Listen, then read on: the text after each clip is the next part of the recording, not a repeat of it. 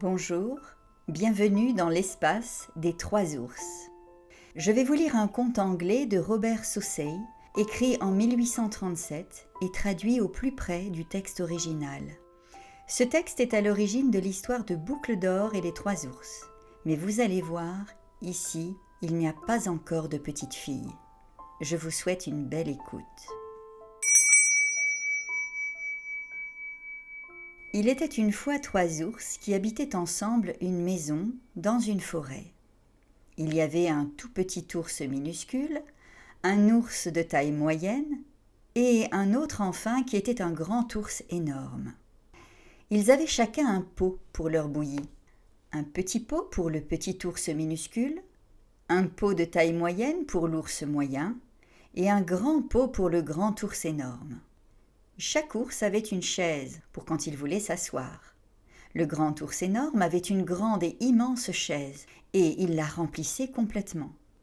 L'ours moyen avait une chaise de taille moyenne et le tout petit ours minuscule avait un minuscule siège. Et ils avaient chacun un lit pour dormir, un grand lit pour le gros ours énorme, un lit de taille moyenne pour l'ours moyen et un petit lit pour le tout petit ours minuscule. Un jour, après avoir préparé la bouillie pour leur petit déjeuner et l'avoir versée dans leur pot, ils décidèrent d'aller se promener dans le bois pendant qu'elle refroidissait, afin qu'ils ne puissent pas se brûler en la mangeant trop tôt. Pendant qu'ils étaient absents, une petite vieille arriva devant leur maison.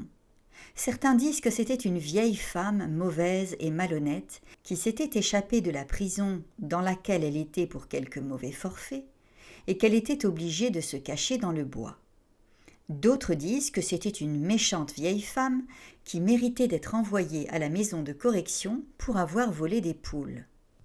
En tout cas, elle n'était pas très honnête, car elle commença par observer à l'intérieur, au travers de la fenêtre, puis elle regarda même par le trou de la serrure, et ne voyant personne dans la maison, elle souleva le loquet.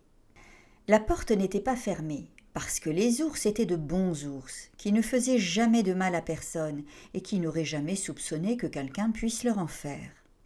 La vieille femme ouvrit la porte et entra. Et elle fut bien satisfaite quand elle aperçut la bouillie sur la table.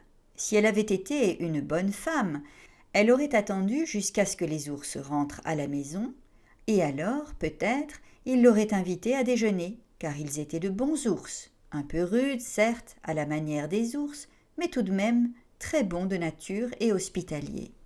Mais elle était imprudente, cette vieille femme mauvaise, et ainsi elle se mit à se servir elle-même. D'abord, elle goûta la bouillie du grand ours énorme, et c'était bien trop chaud pour elle. Ensuite, elle goûta la bouillie de l'ours moyen, mais elle était trop froide pour elle. Enfin, elle alla vers la bouillie du tout petit ours minuscule, elle la goûta. Cela n'était ni trop chaud, ni trop froid, mais juste comme il fallait, et elle l'apprécia tant qu'elle la mangea entièrement. Ensuite, la vieille femme s'assit dans la chaise du grand ours énorme, mais c'était trop dur pour elle. Alors elle s'assit dans la chaise de l'ours moyen, mais l'assise était trop molle pour elle. Enfin, elle essaya la chaise du tout petit ours minuscule. Elle n'était ni trop dure, ni trop molle, mais juste comme il fallait. Alors elle s'y installa, et elle y resta assise jusqu'au moment où le fond de la chaise se perça et qu'elle se retrouva les fesses au sol. La vieille femme monta ensuite à l'étage dans la chambre à coucher dans laquelle les trois ours avaient l'habitude de dormir. Elle s'allongea d'abord sur le lit du grand ours énorme, mais les oreillers lui remontaient la tête bien trop haut. Alors elle s'allongea sur le lit de l'ours moyen, mais ses pieds étaient bien trop surélevés. Elle alla ensuite s'allonger sur le lit du tout petit ours minuscule, et cela n'était trop haut ni à la tête ni aux pieds, mais juste comme il fallait. Alors elle se couvrit, s'installa confortablement et resta allongée là jusqu'à ce qu'elle tombât profondément endormie. À ce moment-là, les trois ours pensèrent que leur bouillie avait assez refroidi. Alors ils rentrèrent à la maison pour déjeuner.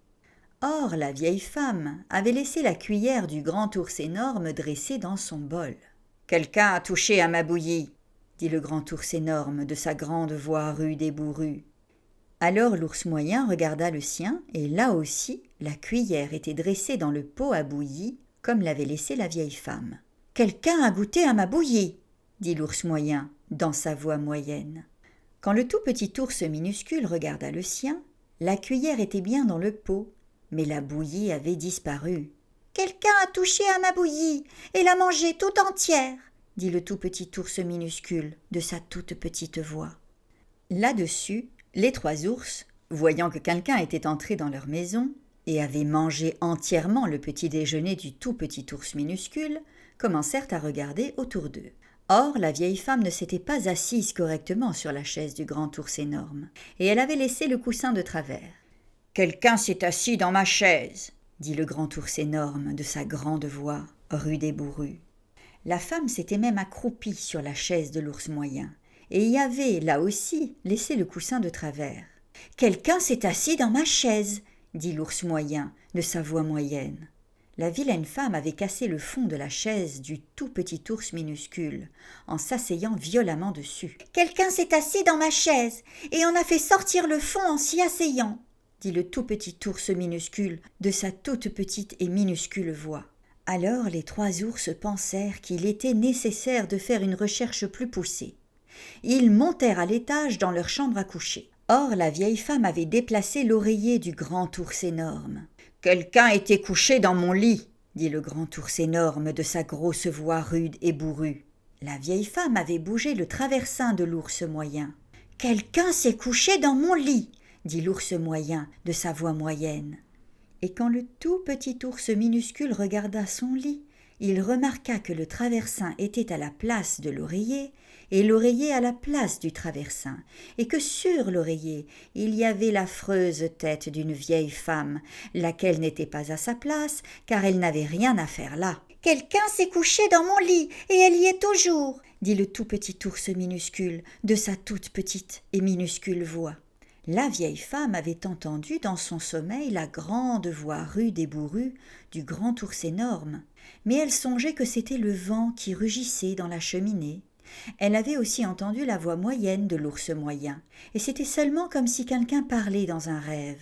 Mais quand elle entendit la toute petite et minuscule voix du tout petit ours minuscule, elle s'éveilla en sursaut tant elle était aiguë et perçante. Elle se redressa, et quand elle vit les 3 ours d'un côté du lit, elle se laissa glisser de l'autre côté et courut à la fenêtre. Or la fenêtre était ouverte, parce que les ours, comme de bons ours, soigneux qu'ils étaient, ouvraient toujours la fenêtre de leur chambre quand ils se levaient le matin. La vieille femme sauta dehors, et soit elle se brisa le cou dans la chute, soit elle courut dans le bois et s'y perdit, ou encore elle trouva son chemin hors du bois et fut arrêtée par le comptable et renvoyée à la maison de correction. Mais ça, personne ne put le savoir. Je vous remercie pour votre écoute. Un like, un commentaire ou un partage m'encourage toujours beaucoup. N'hésitez pas à vous abonner à la chaîne L'Espace du Conte pour retrouver chaque dimanche un nouveau conte ancien.